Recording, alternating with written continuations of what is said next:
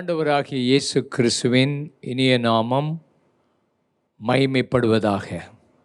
இந்தியாவிலே இப்பொழுது நிறைய உபத்திரவங்கள் பல இடங்களில் நடக்கிறது. சபைகள் நடத்த முடியவில்லை வட இந்தியாக்களிலே. அது மாத்திரமல்ல, ஊழியர்கள் 2 பேர் 3 பேர் கூடி ஜெபம் பண்ணினாலும் அவர்கள் மதம் மாற்றுகிறார்கள் என்ற சட்டத்தின் கீழே அவர்களை அடைத்து வைத்து ஏராளமான போராட்டங்கள் வந்து கொண்டிருக்கிறது. இந்த நேரத்தில் சபையானது அதிகமாய் ஜெபிக்கவும் ஆண்டவரை தேடவும், பரிசுத்தமான தேவனுடைய பிள்ளைகள் பரிசுத்தமாய் ஆண்டவருடைய வாழ்க்கை வாழவும் செய்தால் இந்தியாவிலே ஆண்டவர் எழுப்புதலை அனுப்புவார். ஆண்டவர் சில நூற்றாண்டுகளுக்கு முன்பு இந்தியாவிலே எழுப்புதலை அனுப்பியிருந்தார். பல இடங்களிலே நடந்தது. மகாராஷ்டிராவிலே எழுப்புதல் நடந்திருக்குது, பஞ்சாபிலே எழுப்புதல் நடந்திருக்கிறது, தோனாவூரிலே ஆண்டவர் எழுப்புதலை அனுப்பியிருக்கிறார். இப்படி பல இடங்களில் இந்தியாவிலும் எழுப்புதல் நடந்து ஏராளமான மக்கள் இயேசுவை ஏற்றுக்கொண்டு வந்திருக்கிறார்கள். நாகாலாந்திலே சிறுவர்களெல்லாம் கூடி ஜெபித்த போது எழுப்புதல் வந்திருக்கிறது. இவான்ஸ் ராபர்ட் என்பவர் 1904ஆம் ஆண்டிலே அவர் தொடர்ந்து வாலிபர்களை அழைத்து ஜெபித்த போது ஒரு எழுப்புதல் பரவிற்று. அப்படியே அது மற்ற இடங்களுக்கும் பரவி அசுசா தெருவிலே நடந்த கூட்டத்திலும் ஆண்டவர் எழுப்புதலை அனுப்பினார்.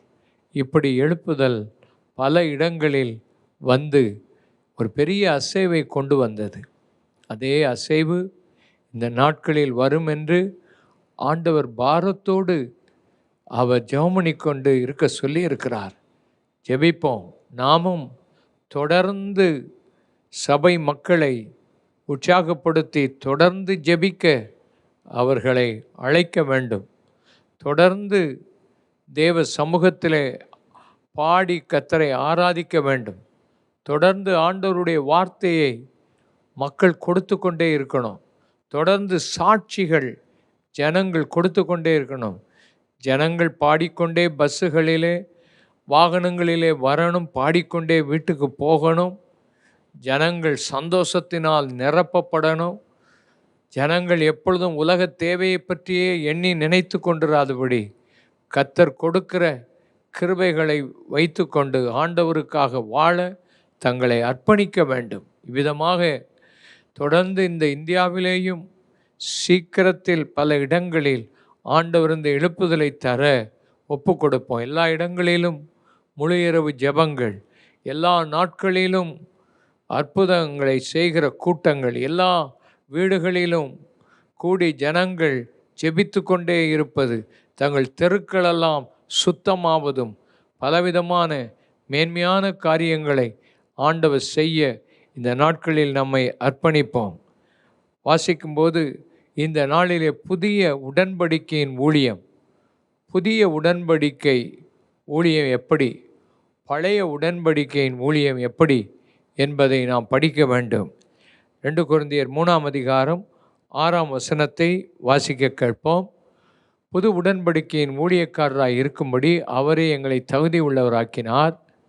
அந்த உடன்படிக்கை எழுத்துக்குரியதாயிராமல் ஆவிக்குரியதாய் இருக்கிறது. எழுத்து கொள்ளுகிறது, ஆவியோ உயிர்ப்பிக்கிறது. புது உடன்படிக்கையின் ஊழியக்காரராக இருக்கும்படி ஆண்டவர் நம்மை அழைத்திருக்கிறார். பழைய உடன்படிக்கையின் ஊழியர்கள் எப்படி இருப்பார்கள்? புது உடன்படிக்கையின் ஊழியர்கள் எப்படி இருப்பார்கள்?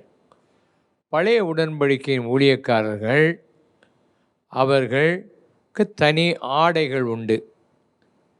பழைய உடன்படிக்கையின் ஊழியர்கள் லேவி கோத்திரத்திலிருந்து மாத்திரம்தான் வர முடியும். வேறு எந்த கோத்திரத்திலும் இருந்து அவர்கள் ஆசாரியர்களாக மாற முடியாது. அந்த பழைய உடன்படிக்கையின் ஊழியக்காரர்களுக்கு சொன்னார், நான் தான் உங்களுடைய பங்கு, உங்களுக்கு வேறு எந்த பங்கும் இல்லை என்று அவர்களுக்கு எந்த பங்கும் கொடுக்கப்படவில்லை. அவர்கள் பலிபீடத்தில் வருகிற பலிகளை புசிக்க அவர்களுக்கு அதிகாரம் கொடுக்கப்பட்டது. புது உடன்படிக்கையின் ஊழியக்காரர்கள் என்று அழைக்கும்போது குறிப்பிட்ட கோத்திரத்தார், அல்லாவிட்டால் குறிப்பிட்ட வேதாம கல்லூரியில் படித்தவர்கள், அல்லாவிட்டால் அவர்களுக்கு தனியான ஒரு ட்ரெஸ் அவர்களுக்கு போட்டு இதுதான் ஊழியக்காரர்கள் என்று சொல்லி அவர்கள் மாத்திரம் ஊழியம் செய்யணும் என்று சொல்லி அந்த பழைய உடன்படிக்கையின் ஊழியமே இந்த புது உடன்படிக்கை ஊழியத்திலும் கலந்திருக்கிறது. இன்றைக்கு ஆண்டவர் எழுப்புதலை கொண்டு வர வேண்டுமானால் புதிய உடன்படிக்கையின் ஊழியக்காரர்கள் எழுத்தின்படி ஜீவிக்கிறவர்கள் அல்ல, ஆவியின்படி ஜீவிக்கிறவர்கள். அவர்கள் ஆவியினாலே நிரப்பப்பட்டு வாழ வேண்டும். அவர்களுடைய வாழ்க்கையின் தகுதி தேவனால் கொடுக்கப்பட வேண்டும், மனுஷனால் கொடுக்கப்படுகிற பட்டங்கள் அல்ல. பழைய உடன்படிக்கையில் தான் இந்த பட்டங்கள். புதிய உடன்படிக்கையில் நமக்கு ஒரே பிரதான ஆசாரியர் இருக்கிறார். அவருக்கு கீழே நாம் ஊழியம் செய்ய எல்லாரையும் புதிய ஏற்பாட்டு காலத்தில் அழைக்கிறார். அந்த priesthood ஆஃப் பிலீவர்ஸ், எல்லா விசுவாசிகளும் ஊழியம் செய்ய அழைக்கப்பட்டவர்கள். பிரத்யேகமாக ஆண்டவர் சிலரை முழு நேரத்துக்கு ஊழியத்துக்கு அழைக்கிறார். அப்போஸ்தலர்களை அழைக்கிறார், தீர்க்கதரிசிகளை அவர் அழைக்கிறார், அவர் சுவிசேஷகர்களை அழைக்கிறார், அவர் போதகர்களை அழைக்கிறார், மேய்ப்பர்களை அழைக்கிறார். இவர்களுடைய ஊழியம் என்ன? இவர்கள் சபையில் உள்ளவர்களை பக்தி விருத்தி அடைய பண்ணணும். சபையில் உள்ளவர்களை சுவிசேஷத்தை அறிவிக்க அவர்களை ஊக்கப்படுத்த வேண்டும், அவர்களை சீர்பொருந்த பண்ண வேண்டும். யாரெல்லாம் சரியாக ஊழியம் செய்ய தெரியாமல், முடியாமல், உணராமல் இருக்கிறாங்களோ அவங்கள எல்லாரையும் ஊழியம் செய்வதற்கு அவர்களை தகுதிப்படுத்துகிற ஊழியத்தை ஆண்டவர் கொடுத்திருக்கிறார். அதனால் எல்லாரும் ஊழியம் செய்வது சபையில் முக்கியமானது. அந்த ஊழியத்தை ஆண்டவர் ஆச்சரியமாக பரிசுத்த ஆவியின் மூலமாக இந்த கடைசி நாளில் கொடுத்திருக்கிறார். இந்த புது உடன்படிக்கையின் ஊழியம் பழைய உடன்படிக்கையின் ஊழியத்தை விட சிறந்த மகிமை உடையது என்று எழுதப்பட்டிருக்கிறது. சிறந்த மகிமை. பழைய ஏற்பாட்டில் அந்த ஊழியத்தில் அவங்க மகிமையை காண முடியலை. அவங்க வெளிப்படையான மகிமையை கண்டாங்க, உள்ளான மகிமையை காண முடியவில்லை. அவர்களுடைய வாழ்க்கையில் அப்படிப்பட்டதை காண முடியாமல் இருந்ததுனால இது அந்த மகிமையை விட சிறந்த மகிமை. ஏனென்றால் அந்த மோசேயின் முகத்தில் மகிமை வந்தது. அந்த மகிமை நேரம் ஆக ஆக அது குறைந்து கொண்டே போனது. அப்படி இல்லாதபடி மகிமைக்கு மேலே மகிமை அடைகிற ஒரு சிறந்த ஊழியத்தை ஆண்டவர் புதிய ஏற்பாட்டில் வைத்திருக்கிறார். அதனால் இந்த நாட்களில் அப்படிப்பட்ட ஊழியத்தை செய்யத்தான் கர்த்தர் நம்மை அழைத்திருக்கிறார். இந்த பழைய ஏற்பாட்டு காலத்தில் புஸ்தகங்களை, தேவனுடைய வார்த்தையை வாசிக்கும்போது முக்காடு அவர்கள் மேலே இருந்தது. மோசேயினுடைய மகிமையை மற்றவர்கள் பார்க்க முடியாதபடி முக்காடு போடப்பட்டிருந்தது. ஆனால் புதிய ஏற்பாட்டு காலத்தில் ஆண்டவருடைய மனம் திரும்புதல் வரும்போது அந்த முக்காடு எடுக்கப்பட்டு அவர்கள் கர்த்தருடைய வார்த்தையை திறந்த முகத்திலே கண்ணாடியில் காண்கிறது போல வாசித்து மகிமையின் மேல் மகிமை அடைய, அவர்கள் கிருபையின் மேல் கிருபை அடைய ஆண்டவர் தம்முடைய ஆவியானவர் மூலமாய் வேத வசனத்தின் மகிமையை புது உடன்படிக்கையின் ஊழியக்காரருக்கு கொடுத்து அவர்களை வித்தியாசப்படுத்துகிறார். நீங்கள் பழைய உடன்படிக்கையின் ஊழியர்களாக இருக்கிறீர்களா, புது உடன்படிக்கையின் ஊழியர்களாக இருக்கிறீர்களா? புது உடன்படிக்கையின் ஊழியக்காரராய் நீங்கள் ஆவியினாலே ஊழியம் செய்ய ஆண்டவர் அழைக்கிறார். அதனாலே தேவனால் தகுதி பெற்ற ஊழியர்களாக, ஆவியினால் நிரப்பப்பட்ட ஊழியர்களாக, ஆக்கினை கொடுக்கும் ஊழியமாய் இராதபடி நீங்கள் நீதியை கொடுக்கிற ஊழியமாய், சிறந்த மகிமையுடைய ஊழியர்களாய் இருக்க ஆவியானவர் எங்கேயோ அங்கே விடுதலை உண்டு என்று சொல்லியிருக்கிறபடி விடுதலையோடு கூட ஊழியம் செய்ய இந்த புது உடன்படிக்கையின் ஊழியரை கர்த்தர் அழைத்திருக்கிறார். மத்தேயு 5ஆம் அதிகாரம் 1-2 வசனங்களை வாசிப்போம். அவர் திரளான ஜனங்களைக் கண்டு மலையின் மேல் ஏறினார். அவர் உட்கார்ந்த போது அவருடைய சீஷர்கள் அவரிடத்தில் வந்தார்கள். அப்பொழுது அவர் தமது வாயை திறந்து அவர்களுக்கு உபதேசித்து சொன்னது என்னவென்றால் என்று எழுதப்பட்டிருக்கிறது. பழைய ஏற்பாட்டின் உபதேசம் வேறே, புதிய ஏற்பாட்டில் புது உடன்படிக்கையின் ஊழியர்களுடைய உபதேசம் வித்தியாசமானது. பழைய ஏற்பாட்டில் நியாயப்பிரமாணங்களை கைக்கொள்ள வேண்டும். இஸ்ரவேலர்களுக்கு ஏராளமான பிரமாணங்கள் அவர்களுக்கு கொடுக்கப்பட்டது. அவர்கள் எப்படி பலியிட வேண்டும், எப்படி பலி புசிக்கணும், எப்படி ஓய்வு நாளை ஆசரிக்கணும், என்னென்னலாம் செய்யக்கூடாது, அவர்கள் எப்படி வாழணும், அவங்க என்னத்தை சாப்பிடணும், என்னத்தை சாப்பிடக்கூடாது, இது எல்லாமே அவர்களுக்கு பிரமாணம். கிட்டத்தட்ட 600 பிரமாணங்கள் அவர்களுக்கு கொடுக்கப்பட்டது. அதை ஒரு மனுஷனாலும் கைக்கொள்ள முடியலை. அந்த பிரமாணத்தினால அவர்கள் நீதிமானாக முடியலை. அந்த பிரமாணம் அவர்களுக்கு என்ன செய்தது?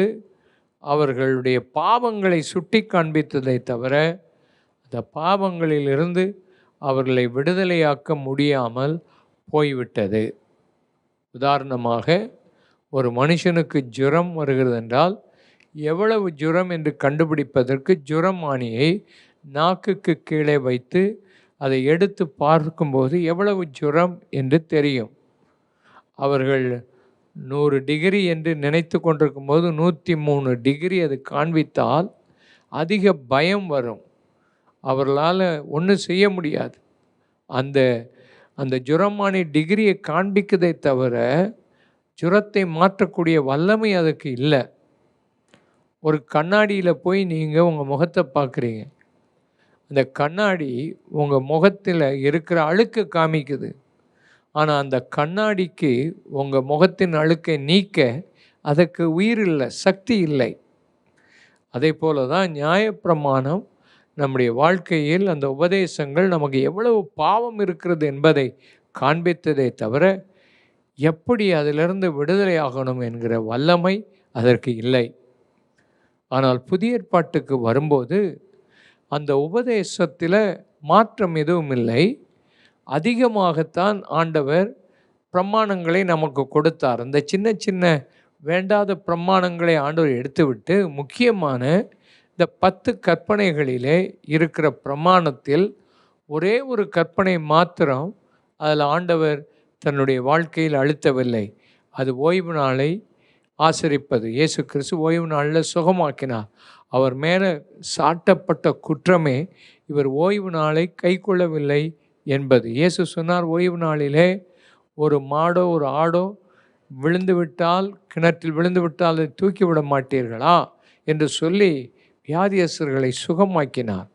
ஆனால் புதிய ஏற்பாட்டு காலத்தில் உபதேசம் அதிகமான ஸ்டாண்டர்டை எதிர்பார்க்கிறது. இன்றைக்குள்ள உபதேசிகள் நியாயப்பிரமாணம் இல்லை, கற்பனைகளெல்லாம் இல்லை, நமக்கு ஒன்றுமே செய்ய வேண்டாம், நீ ஜெபம்லாம் பண்ண வேண்டாம், நீ உபவாசம் பண்ண வேண்டாம், நீ பாவத்தெல்லாம் அறிக்கை பண்ண வேண்டாம், கிருபை வந்துட்டு அதனால் இதெல்லாம் செய்யலை. இயேசு சிலுவையில் அவர் நியாயப்பிரமாணத்தை முடித்து விட்டார். நீ சிலுவைக்கு முன்னால் என்னெல்லாம் இருந்தோ அதெல்லாம் சிலுவையில் முடிஞ்சு போயிட்டு, சிலுவையில் இனிமேல் எல்லாமே ஆசீர்வாதம் தான் சொல்லி உங்கள் வாழ்க்கையை இஷ்டம் போல வாழலாம் என்று தவறாய் போதிக்கிற உபதேசம் இன்றைக்கு நிறைய பேர் இந்த கடைசி கால தவறான உபதேசத்தை போதிக்கிறத பார்க்குறோம். பிரமாணம் புதிய ஏற்பாட்டில் இருக்குது. அந்த பிரமாணத்துக்கும் பழைய ஏற்பாட்டில் உள்ள பிரமாணத்துக்கும் புதிய ஏற்பாட்டில் உள்ள பிரமாணத்துக்கும் உள்ள வித்தியாசம், இந்த புதிய ஏற்பாட்டில் உள்ள பிரமாணத்தை நிறைவேற்றக்கூடிய வல்லமையை, சக்தியை இயேசு நமக்கு கொடுத்திருக்கிறார். பழைய ஏற்பாட்டில் ஒருத்தனும் நீதிமானாக முடியவில்லை. புதிய ஏற்பாட்டில் ஒரே பலி நமக்கு கொடுக்கப்பட்டு நம்மை ஆண்டவர் அழகாக ஆச்சரியமாக நம்முடைய மனசாட்சிகளை சுத்திகரித்து அவருடைய உபதேசத்தின் ஸ்டாண்டர்டை அதிகமாக்குறார்.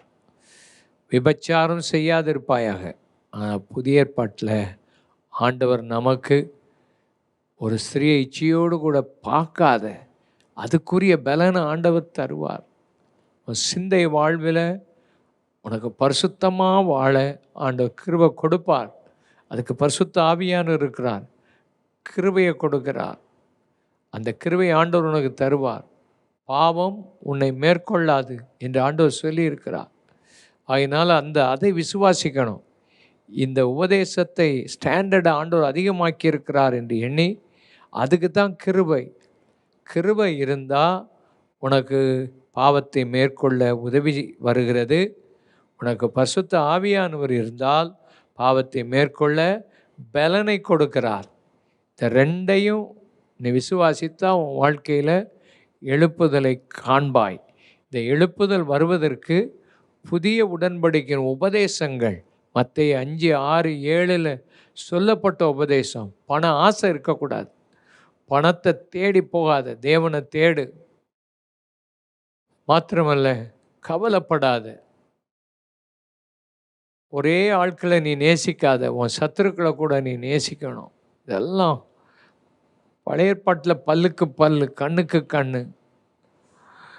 ஒருத்தன் கொலை செய்தால் அவனை கொலை செய்யலாம். அப்படிப்பட்ட உபதேசங்கள் இப்பொழுது ஆண்டவர் புதிய ஏற்பாட்டில் முற்றிலும் அதை மாற்றி இருக்கிறார். அந்த மாற்றப்பட்ட அந்த உபதேசம் உன் வாழ்க்கையில் வேணும். அப்போ தான் எழுப்புதலை நாம் காண முடியும். ஆண்டவர் புதிய உடன்படிக்கையின் ஊழியர்களாக எல்லாரும் ஊழியம் செய்தால் ஒரு எழுப்புதல் வரும்.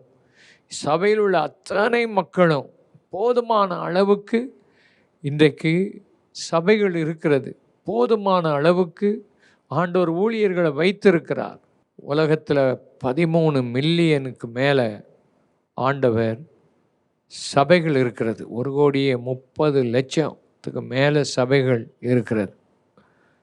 14 மில்லியன் ஊழியர்கள் இருக்கிறாங்க. 1,40,00,000 ஊழியர்களுக்கு மேலே உலகத்தில் இருக்கிறாங்க. கிறிஸ்தவர்கள் எவ்வளோ பேர் இருக்கிறாங்க? 2.5 பில்லியன் கிறிஸ்தவங்க இந்த உலகத்தில் இருக்கிறாங்க.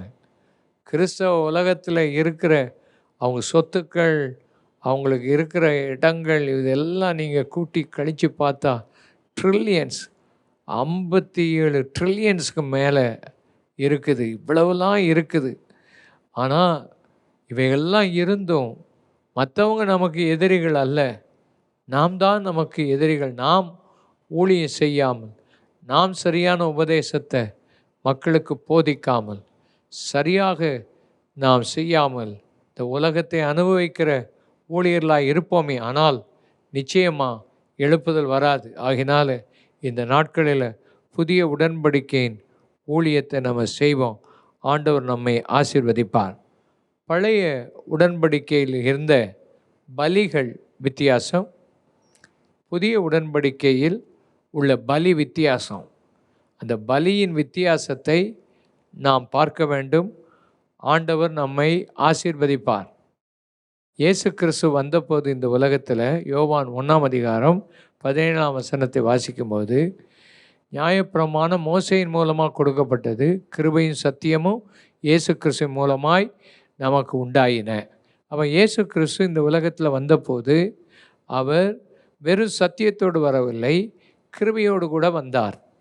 பழைய ஏற்பாட்டில் சத்தியம் இருந்தது, அதை செய் இதை செய்யாதே என்கிற சத்தியம் இருந்தது.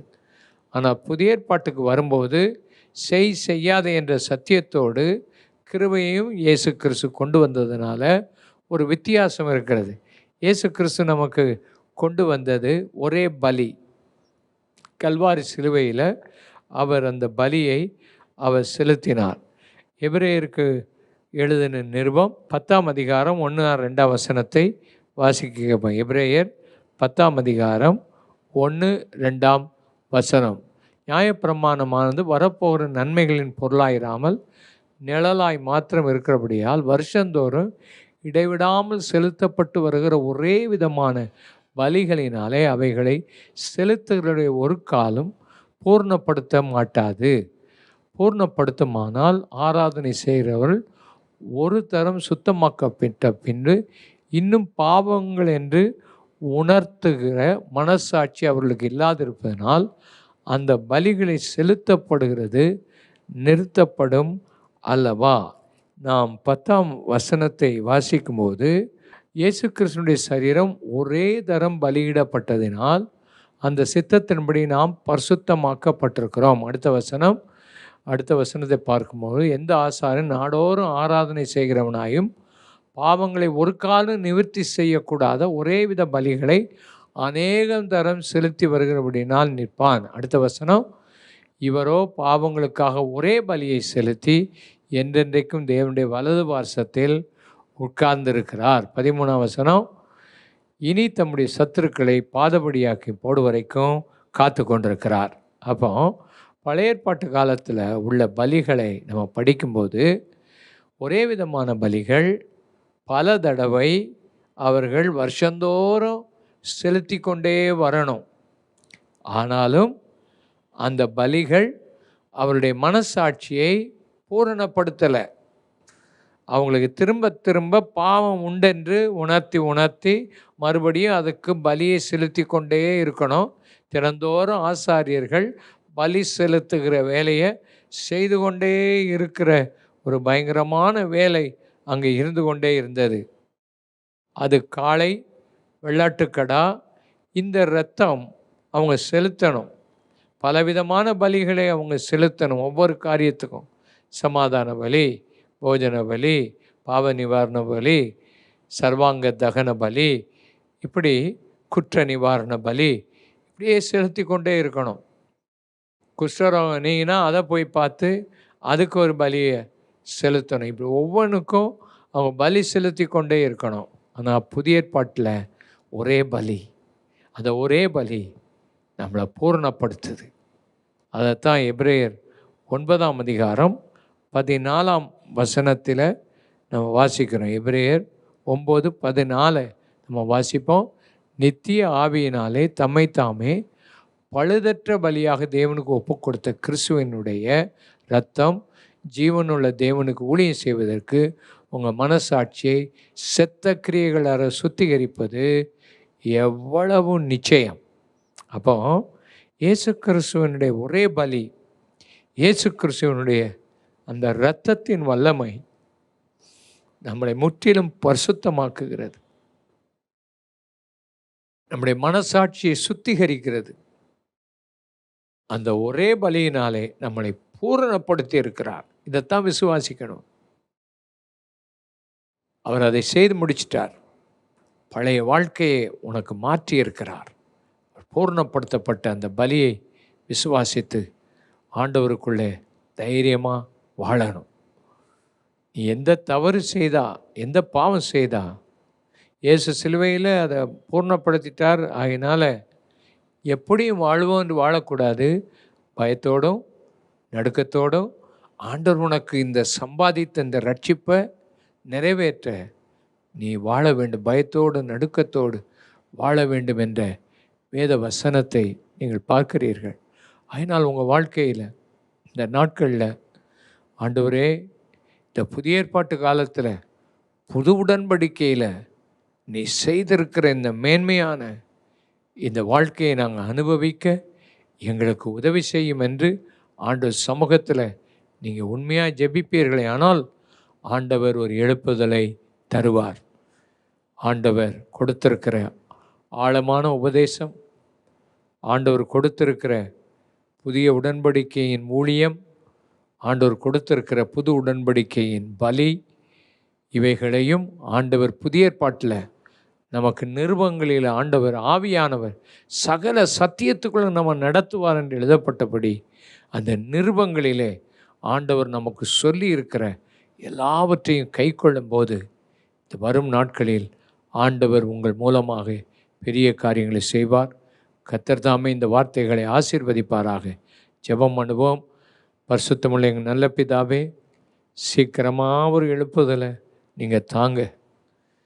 கேட்குற இந்த வசனம் வாழும்படி எங்களுக்கு உதவி செய்யுங்க. புதிய ஏற்பாட்டில் எங்களை வித்தியாசமாக நீர் நடத்தி இருக்கிறீர். புதிய உடன்படிக்கை எங்களுக்கு கொடுத்து புது உடன்படிக்கையின் தவறான உபதேசங்களை மக்கள் இன்றைக்கு கை கொண்டு வித்தியாசமாக போதிக்கிறதை மாற்றி அமைத்து சரியாய் போதிக்க உதவி செய்யும். ஒரு எழுப்புதல் வரட்டும். கிருபை அதிகமாக எங்கள் மேலே வந்து பாவத்தை மேற்கொண்டு வாழ உதவி செய்யும். பரத்திலிருந்து வருகிற உதவியை எங்களுக்கு அருள் செய்து ஆசீர்வதிக்கணும். உங்கள் நாமத்தை மைமைப்படுத்தும், ஆசீர்வதியும். இயேசுவின் இனிய நாமத்தில் ஜெபிக்கிறோம் பிதாவே, ஆமேன்.